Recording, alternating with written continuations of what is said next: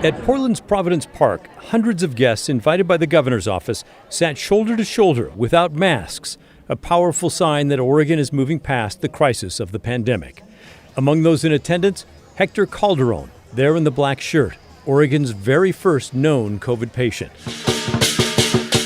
And up north in Tacoma, traditional dancers celebrated at a park, and Governor Jay Inslee declared his state open for business again. We got a little flag. I'll tell you this flag says Washington is ready. We are ready to open our restaurants. We are ready to open our theaters. We're ready to go to the ball games. We're ready to reopen Washington. We're ready to keep getting vaccines. Let's give it Washington. We're ready and we are open. Go Washington. All right. Back in Portland, Oregon Health Director Patrick Allen asked for 1 minute of silence to remember those who did not survive the COVID virus.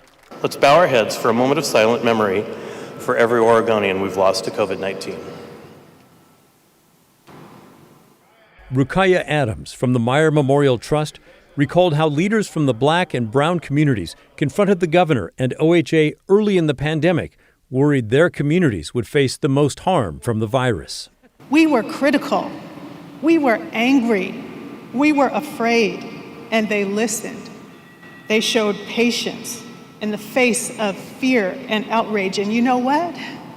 They responded. Governor Kate Brown said she was a bag of emotions today.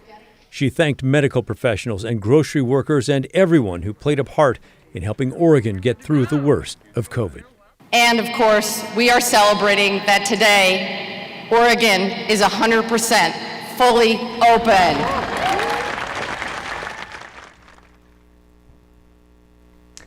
Back live now. Also today, OSHA rescinded or dropped its rules for mask mandates and social distancing for employers and employees. That's one more big change in development toward getting back to normal.